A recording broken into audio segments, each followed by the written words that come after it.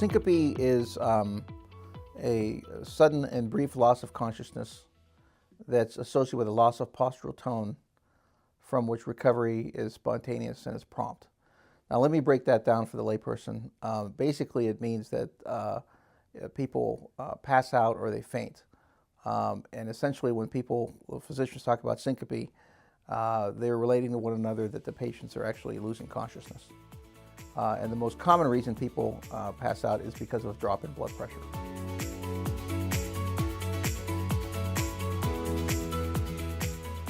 Well, it depends.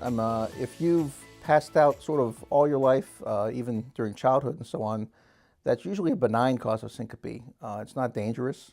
And so you should call your family physician and get seen and be evaluated by the family physician. If the loss of consciousness is associated with trauma, then that needs to be expedited as far as the care, and you need to get either to the emergency room or see your primary care person or cardiologist within the next day or two.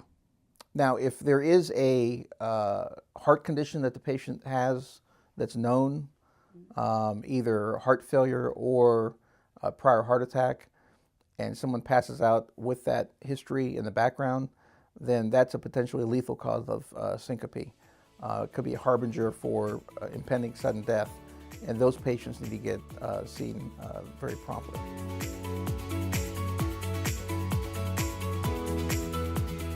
The mechanism of syncope is a low blood pressure, and a low blood pressure results in the brain not getting blood. When the brain does not get blood, it loses consciousness. The different ways that the brain cannot get blood is the fact that the heart rate is either too fast or it's too slow. So what we call the cardiac output, which is the efficiency of the heart pumping blood, becomes very low, and the brain doesn't get to the blood doesn't get to the brain, and that can cause loss of consciousness. The second reason you can have loss of consciousness resulting from a low blood pressure is the fact that you have low blood volume. And so some patients that have bleeding, particularly for the GI tract, lose a lot of blood volume, and the blood pressure cannot be maintained. And again, the brain does not get the blood and people can lose consciousness. The third mechanistic reason why you can get a low blood pressure is, your tank might be full as far as your blood is concerned. Your heart rate might be okay. Not too fast, not too slow, but in fact our peripheral vessels, if they dilate, then blood tends to pool in the legs, particularly if someone's standing. And again, that's a drop in blood pressure where the brain is not getting the blood. So those are mechanistically the reasons people can get a low blood pressure and loss of consciousness.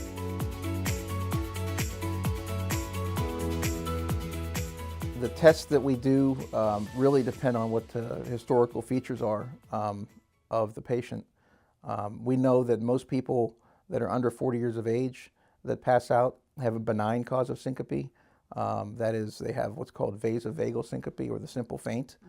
And a lot of time, no further testing is needed. If you get a very good, compelling history from the patient, then you can sort of figure out what the diagnosis is and start treatment right away. And that's because that if you believe what the patient's telling you and it's a very compelling story, there's no test that's either going to prove or disprove what historically the patient is giving you. Now, if you have patients that have recurrent loss of consciousness where you're kind of unclear as to what's going on, I think at the minimum, everyone needs an EKG and an ultrasound of the heart. Those two tests don't necessarily make a diagnosis, but what it helps you with is that it helps you risk stratify people into whether they're high risk or low risk of sudden death. What we're most concerned about in syncope is that could be a harbinger for an entity called sudden cardiac death, where in sudden cardiac death, people pass out, but they pass out and don't wake up, as compared to syncope, where people pass out and they wake up. And so anytime someone presents to our doorstep with syncope, we have to keep in the back of their mind, okay, are they high risk of sudden death or are they low risk of sudden death? And those two tests, the EKG and the echo or ultrasound of the heart, help us risk stratify those people. After you get those bits of information as far as the history of physical, an EKG and echo, Further testing can be anything from something we call a tilt table test, where someone lies on a table and we tilt them up to look for the simple faint, to a cardiac MRI, to exercise test, to a cardiac catheterization. What we do following the initial testing really depends on what the historical features are of the patient.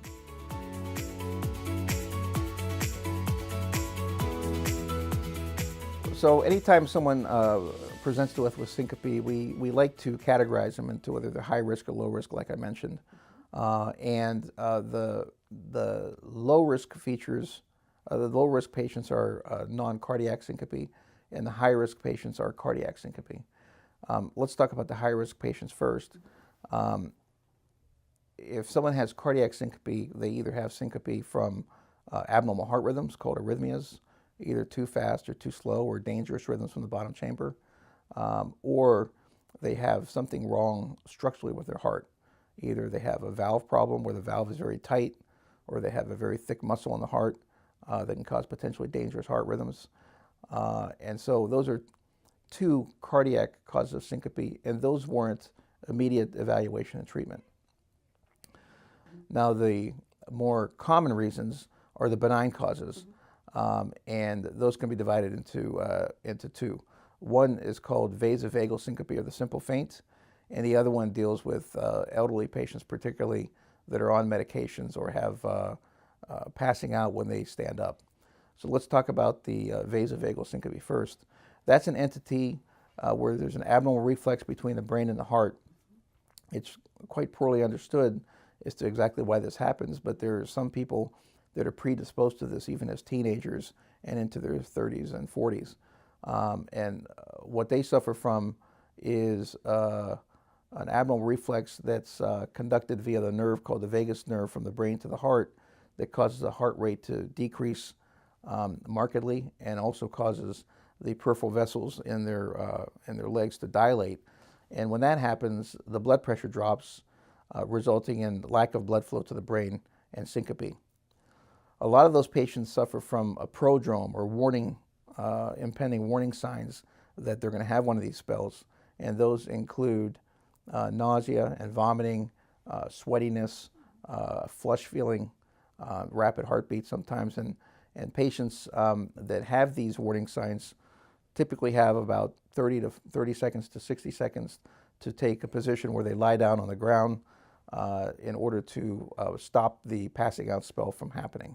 And so we educate these people that this is a benign process, and that to recognize the warning signs when they're coming on, and when they do, no matter where they are, whether they're in school or at work or at a shopping mall, we encourage them that yes, it's a little embarrassing to take a lying down position wherever you are, but that will stop the passing out spell, and patients won't pass out, and that will minimize the chance of their having any trauma.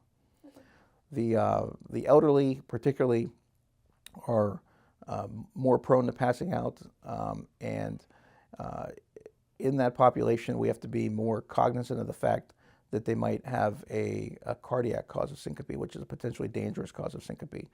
But they're also prone to the fact that when they stand up, their blood pressure tends to drop a lot more than people that are younger.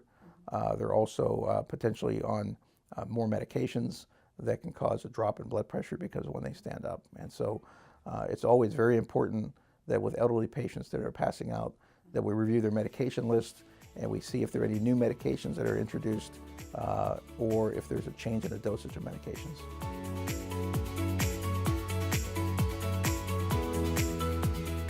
So as far as the treatment options, we discussed the potential causes of syncope already, to potentially very benign causes, which are the most common, to potentially lethal causes. And because of that full spectrum of potential diagnosis, we have a full spectrum of potential treatment options. For the benign causes, which are the simple faint or vasovagal syncope, a lot of it deals with patient education, and we educate the patient to, like I said, learn about the warning signs when it's coming on, and take a lying down position. But in addition to that, we ask them to increase their salt intake and to stay hydrated. There are some medications that are potentially useful, but they're sort of hit or miss as far as their effectiveness. and so we typically don't start with medications for the simple faint. As we move on to more potentially dangerous causes, like a slow heart rate would be treated with a permanent pacemaker insertion. Patients that have a passing out that's a potentially a lethal cause from a dangerous fast heart rate from the bottom chamber, the ventricles, then those patients might be candidates for implantable cardioverter defibrillators, which are basically little devices that are like pacemakers that stay under the skin, and one of the wires go into the heart. And when they see a dangerous rhythm, they try to pace people out of that rhythm. If that doesn't work, then they apply a shock. So it's basically, as some patients say, it's like having an ambulance in your chest where your heart's monitored all the time for any dangerous rhythms, and effective treatment can be administered immediately.